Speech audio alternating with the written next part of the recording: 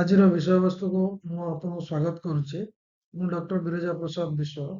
ମୁଁ ଆଜି ବିଷୟରେ କହିବି ଯେ ଯଦି ଡାଇବେଟିସ୍ ଅଛି ତାହେଲେ କୋଉ ଫଳ ଆପଣ ଖାଇପାରିବେ ଆଉ କୋଉ ଫଳ ଖାଇପାରିବେ ନାହିଁ। ସେସବୁ ଜାଣିବାକୁ ହେଲେ ଆମେ ଜାଣିବାକୁ ପଡ଼ିବ ଯେ ପ୍ରତ୍ୟେକ ଫଳରେ ଗୋଟେ ଗ୍ଲାଇସେମିକ୍ ଇଣ୍ଡେକ୍ସ ଥାଏ। ଆଉ ସେଇ ଗ୍ଲାଇସେମିକ୍ ଇଣ୍ଡେକ୍ସ ଆମେ ଜାଣିଲେ ଯେ କେତେ ରେଞ୍ଜ ଭିତରେ ରହିଲେ ଆମେ ତାକୁ ଖାଇପାରିବା ଆଉ କେତେ ରେଞ୍ଜ ବାହାରକୁ ଗଲେ ଆମେ ତାକୁ ଖାଇପାରିବା ନାହିଁ ବା ଆମେ ଲିମିଟେଡ୍ ଆମାଉଣ୍ଟରେ ଖାଇପାରିବା। ତେଣୁ ଯଦି ଜାଣିବାକୁ ଆପଣ ଇଚ୍ଛା ପ୍ରକାଶ କରନ୍ତି ତାହେଲେ ନିଶ୍ଚିତ ଭାବରେ ଏହି ଭିଡ଼ିଓକୁ ଶେଷ ପର୍ଯ୍ୟନ୍ତ ଦେଖିବେ। ଯଦି ଭଲ ଲାଗିବ ନିଶ୍ଚିତ ଭାବରେ ମୋର ଚ୍ୟାନେଲକୁ ସବସ୍କ୍ରାଇବ କରିବେ, ଲାଇକ୍ କରିବେ, ସେୟାର କରିବେ ଆଉ ଯାହା ଫଳରେ ଅନ୍ୟମାନେ ମୋର ଭିଡ଼ିଓ ଦେଖିବାକୁ ସୁଯୋଗ ପାଇପାରିବେ।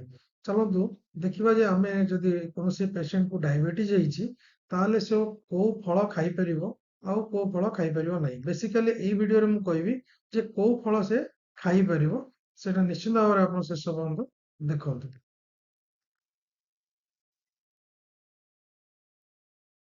ତେଣୁ ଆମେ ସାଧାରଣତଃ ବହୁତ ଗୁଡେ ଫଳ ଦେଖିଥାଉ ମାର୍କେଟରେ ମିଳୁଛି। ତେଣୁ ସେ ସବୁ ଫଳକୁ ଆମେ ଦେଖିଲେ ଟିକେ ଡାଉଟ୍ ଆସେ ଯେ କୋଉ ଫଳ ଡାଇବେଟିସ୍ ପେସେଣ୍ଟ ଖାଇବ, କୋଉ ପେସେଣ୍ଟ କୋଉ ଫଳ ଖାଇପାରିବ ନାହିଁ।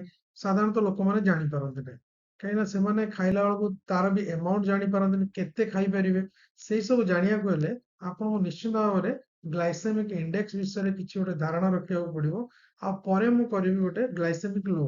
କାହିଁକି ନା ଆପଣ ଦେଖନ୍ତୁ ଯଦି ଗୋଟେ ବାନାନାରେ ତା ଦେହରେ ଗୋଟେ ବାନାନାରେ ଯେତିକି ସୁଗାର ଅଛି ତାହେଲେ ଆମେ 4ଟା ବାନାନା ଖାଇଦେଲେ ଆହୁରି ସୁଗାର ବେଶୀ ବଢିଯିବ। ତାମାନେ ଖାଲି ଯେ ଗ୍ଲାଇସେମିକ୍ ଇଣ୍ଡେକ୍ସ ଉପରେ ସୁଗାରର ଭ୍ୟାଲୁ ଡିପେଣ୍ଡ କରୁଛି ତାହା ନୁହେଁ, ଯେ ଆମେ କେତେ ଆମାଉଣ୍ଟର ସେ ଫ୍ରୁଟ୍ସକୁ ଖାଉଛି ତା ଉପରେ ବି ଡିପେଣ୍ଡ କରେ। କିନ୍ତୁ ବେସିକାଲି ଆମେ ଜାଣିପାରିବା ଯେ ଗ୍ଲାଇସେମିକ୍ ଇଣ୍ଡେକ୍ସରେ କୋଉ ଫଳକୁ ଆପଣ ଆରାମସେ ଖାଇପାରିବେ ଯୋଉଥିରେ କି ସୁଗାର କମ୍ ଇନକ୍ରିଜ କରିବ ବ୍ଲଡରେ।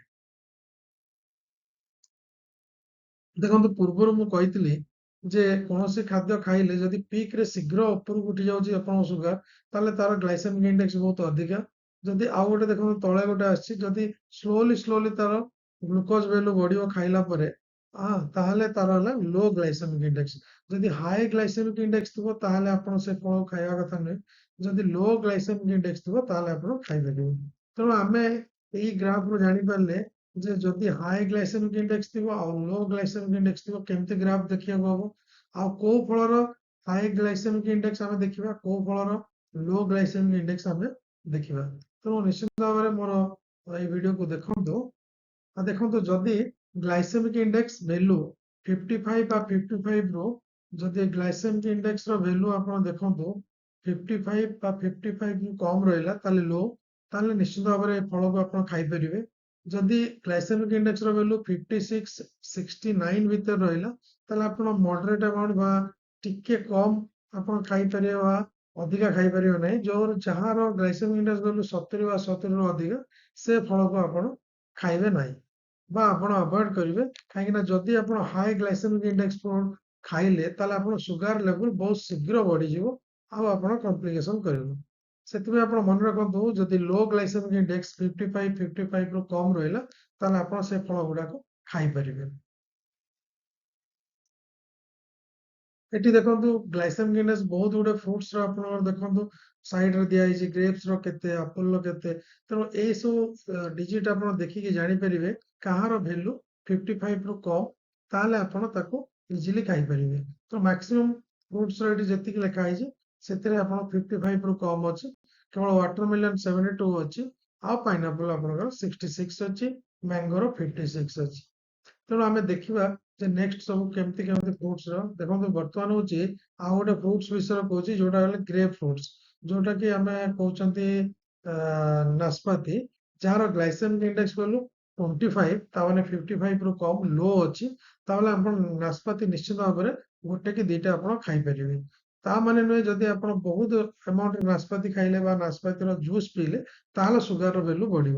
ଆପଣ ଯଦି ଗୋଟେ ନାସପାତି ଖାଇବେ ତାହେଲେ ଆପଣଙ୍କ ସୁଗାର ଲେଭେଲ ବଢିବ ନାହିଁ, କାହିଁକିନା ଆର ଗ୍ଲାଇସେମିକ୍ ଇଣ୍ଡେକ୍ସ ବହୁତ କମ୍ ଅଛି ଆଉ 25 ଅଛି।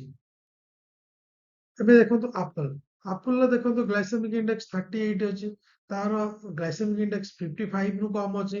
ଯଦି ଆପଣ ଗୋଟେ ବା ଦୁଇଟା ଆପଲ ଖାଇଲେ ତାହେଲେ ଆପଣ ସୁଗାର ଲେଭେଲ ବେଶୀ ବଢିବ ନାହିଁ। ଯଦି ଆପଣ ଆପଲର ଜୁସ୍ କରି ପିଇବେ ତାହେଲେ ଆପଣ ସୁଗାର ଲେଭେଲ ବଢିବ। ତେଣୁ ମନେ ରଖିଥାନ୍ତୁ ଯେ ଗ୍ଲାଇସେମିକ୍ ଇଣ୍ଡେକ୍ସ 38 ଯେହେତୁ ଅଛି ଆପଲର, ତାହେଲେ ଆପଲ୍ ନିଶ୍ଚିନ୍ତ ଭାବରେ ଡାଇବେଟିସ୍ ପେସେଣ୍ଟ ମାନେ ଖାଇପାରିବେ। ଆଉ ଗୋଟେ ଅଛି ପିଚ୍। ଦେଖନ୍ତୁ ଏଥିରେ ଗ୍ଲାଇସେମିକ୍ ଇଣ୍ଡେକ୍ସ 42 ଅଛି, ଆଉ ଇଏ 55 ରୁ କମ୍ ଅଛି। ନିଶ୍ଚିତ ଭାବରେ ଆକୁ ଖାଇପାରିବେ। ଆଉ ଖାଇଲେ ସୁଗାର ଲେବୁଲ ବଢିବନି। ଆପଣ ଗୋଟେ କିମ୍ବା ଦୁଇଟା ଆଦିରୁ ନିଶ୍ଚିତ ଭାବରେ ଖାଇପାରିବେ। ଯଦି ଡାଇବେଟିସ୍ ପେସେଣ୍ଟ ଅଛନ୍ତି, ସୁଗାର ଲେବୁଲ ବଢିବ ନାହିଁ। ଅରେଞ୍ଜ, ଏଠି ଦେଖନ୍ତୁ ଯଦି କମଳା ଖାଉଛନ୍ତି, କମଳାର ଗ୍ଲାଇସେମିକ୍ ଇଣ୍ଡେକ୍ସ 44। ଯଦି ଆପଣ ଗୋଟେ ବଡ କମଳା ବି ନେଇକି ଖାଉଛନ୍ତି, ତାହେଲେ ଆପଣ ଦେଖନ୍ତୁ ଆପଣଙ୍କର ଗ୍ଲାଇସେମିକ୍ ଇଣ୍ଡେକ୍ସ 44 ଅଛି, ଆପଣଙ୍କର ସୁଗାର ଲେବୁଲ ବଢିବ ନାହିଁ। ତେଣୁ ଆମେ ଅରେଞ୍ଜକୁ ନିଶ୍ଚିତ ଭାବରେ ଡାଇବେଟିସ୍ ପେସେଣ୍ଟ ମାନେ ଖାଇପାରିବେ, କିନ୍ତୁ ଜୁସ୍ ପିଇବେ ନାହିଁ। କେବଳ ଫଳ ଆକାର ନେଇପାରିବେ, ଜୁସ୍ କରି ପିଇବେନି, କାରଣ ଜୁସ୍ କଲେ ସୁଗାର ଲେବୁଲ ବେଶୀ ବଢିଯିବାର ଚାନ୍ସେସ୍ ଥାଏ। ତାପରେ ଗ୍ରେପ୍ସ, ଅଙ୍ଗୁର। ଅଙ୍ଗୁରରେ ଦେଖନ୍ତୁ ଗ୍ଲାଇସେମିକ୍ ଇଣ୍ଡେକ୍ସ ହଉଛି 46, 55 ରୁ କମ୍। ତାମାନେ ଅଙ୍ଗୁର ଖାଇପାରିବେ। ତାମାନେ ଅଙ୍ଗୁର ଖାଇପାରିବେ ତା ମାନେ ନୁହେଁ ଯେ ଆପଣ ହାଫ୍ କେଜି ଖାଇବେ ବା 1 କେଜି ଖାଇବେ। ଆପଣ 8ଟା କି 10ଟା କି 6 ରୁ 8, 10 ଭିତରେ ଆପଣ ଅଙ୍ଗୁର ଖାଇପାରିବେ, ଯାହା ଫଳରେ ଆପଣ ସୁଗାର ଲେବୁଲ ଏତେ ବଢିବ ନାହିଁ। ତେଣୁ ଅଙ୍ଗୁର ଆପଣ ଖାଇପାରିବେ, କିନ୍ତୁ ଲିମିଟେଡ ଆମାଉଣ୍ଟର ଖାଇବେ। ଯଦି ଆପଣ ଅଧିକ ଆମାଉଣ୍ଟର ଖାଇବେ, ନିଶ୍ଚିତ ଭାବରେ ତାର ସୁଗାର ଲେବୁଲ ବଢିଯିବ। ଆମେ ଏଇ ଯୋଉ ଗ୍ଲାଇସେମିକ୍ ଇଣ୍ଡେକ୍ସରେ ଖାଲି ଏତିକି କହିଥାଉ ଯେ କୋଉ ଫଳ ଖାଇପାରିବେ ଆଉ କୋଉ ଫଳ ଖାଇପାରିବେ ନାହିଁ। କିନ୍ତୁ ଯଦି ଆପଣ ଅଧିକା ଆମାଉଣ୍ଟର ଅଙ୍ଗୁର ଖାଇଦେବେ, ତାହେଲେ ଆପଣ ନିଶ୍ଚିତ ଭାବରେ ସୁଗାର ଲେବୁଲ ବଢିଯିବ। ତେଣୁ ଅଙ୍ଗୁର ଆପଣ ଖାଇପାରିବେ, ତେଣୁ ଲିମିଟେଡ ଆମାଉଣ୍ଟର ଆପଣ ଖାଇପାରିବେ। ବାନାନା, ଦେଖନ୍ତୁ କଦଳୀର ଗ୍ଲାଇସେମିକ୍ ଇଣ୍ଡେକ୍ସ 54, ତାମାନେ 55 ର ପାଖାପାଖି ଅଛି, ବର୍ଡର ଲାଇନ ପାଖାପାଖି। ତେଣୁ ଯଦି ବଡ କଦଳୀଟେ ଆପଣ ଖାଉଛନ୍ତି ଗୋଟେ, ତାହେଲେ ସୁଗାର ଲେବୁଲ ନିଶ୍ଚିତ ଭାବରେ ବଢିବ। କିନ୍ତୁ ଆପଣ ଯଦି ଛୋଟ କଦଳୀ ଗୋଟେ ଖାଇବେ, ତାହେଲେ ସୁଗାର ଲେବୁଲ ଏତେ ବଢିବ ନାହିଁ। ତେଣୁ ଆପଣ ବାନାନା ବେଶୀ ଖାଇବେ ନାହିଁ, ବହୁତ କମ ଆମାଉଣ୍ଟର ଖାଇବେ, କିନ୍ତୁ ଖାଇପାରିବେ। କିନ୍ତୁ ଯଦି ବେଶୀ ଖାଇଲେ, ତାହେଲେ ଆପଣଙ୍କ ସୁଗାର ଲେବୁଲ ବହୁତ ଶୀଘ୍ର ବଢିଯିବ। ମ୍ୟାଙ୍ଗୋ, ମ୍ୟାଙ୍ଗୋର ଦେଖନ୍ତୁ 56, 55 ର ଉପରକୁ ଅଛି। ତେଣୁ ବହୁତ କମ ଆମାଉଣ୍ଟର ଆପଣ ଖାଇପାରିବେ। ସପ୍ତାହରେ ଥରେ ବା ସିଜନ ବେଳେ ଯଦି ଆପଣ ଟେଷ୍ଟ କରିବାକୁ ଚାହୁଁଛନ୍ତି, ବହୁତ ଛୋଟ ପିସ୍ ଟେ ଖାଇପାରିବେ। ଯେହେତୁ 56 ଅଛି ଗ୍ଲାଇସେମିକ୍ ଇଣ୍ଡେକ୍ସ, ଆଉ ତାର ଯଦି ଅଧିକା ଆମାଉଣ୍ଟର ଖାଇବେ, ତାହେଲେ ନିଶ୍ଚିତ ଭାବରେ ସୁଗାର ଲେବୁଲ ଆପଣଙ୍କର ବହୁତ ବଢିଯିବ।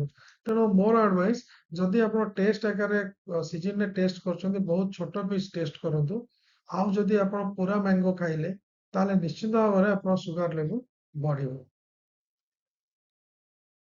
ୱାଟରମେଲନ ଦେଖନ୍ତୁ, ତରଭୁଜ ତରଭୁଜ ଯଦି 120 ଗ୍ରାମର ଗୋଟେ ପିସ୍ ନଉଛନ୍ତି, ତାର ଗ୍ଲାଇସେମିକ୍ ଇଣ୍ଡେକ୍ସ ହବ 76, ତାମାନେ 70 ରୁ ଉପରକୁ ଅଛି। କିନ୍ତୁ ୱାଟରମେଲନ ବା ଯୋଉଟା କି ତରଭୁଜ ଆମେ ଖାଇପାରିବା, କାହିଁକି ନା ତାର ୱାଟର କଣ୍ଟେଣ୍ଟ ବେଶୀ ଅଛି, ଆଉ ତା ଦେହରେ ଆପଣ ଫାଇବର ବି ଅଧିକା ଅଛି। ତେଣୁ ଯେହେତୁ ତାର ୱାଟର କଣ୍ଟେଣ୍ଟ ଅଧିକା ଅଛି, ଆଉ ସଲ୍ୟୁବଲ ଆକାରରେ ସେ ଭିତରକୁ ଯାଉଛି, ସୁଗାର ବେଶୀ ଆବଜର୍ପସନ ହେଇପାରିବ ନାହିଁ।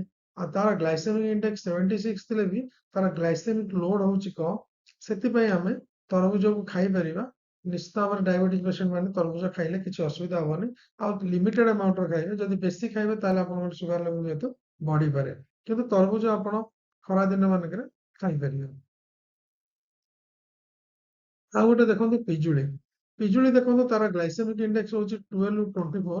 କାହିଁକି ନା 12, 12 ବା 24 କାହିଁ ଦେଲି ନା, ଯଦି କଞ୍ଚା ଥିବ ତାହେଲେ 12, ତାହେଲେ ପାଚି ପାଚି ଯଦି ଆସିଲା, ବହୁତ ପାଚିଗଲା, ମିଠା ଲାଗିଲା, ତାହେଲେ 24 ଆଡକୁ ଯାଇପାରେ।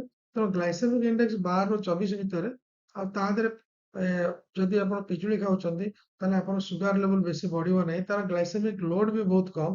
ତେଣୁ ପିଜୁଳି ନିଶ୍ଚିତ ଭାବରେ ଆପଣ ଖାଇପାରିବେ। ମାର୍କେଟରେ ଭଲ ଭାବରେ ବହୁତ ପ୍ରକାର ମିଳୁଛି ପିଜୁଳି। ଆପଣ ନିଶ୍ଚିତ ଭାବରେ ପିଜୁଳି ଡାଇବେଟିସ୍ ପେସେଣ୍ଟ ମାନେ ଖାଇପାରିବେ।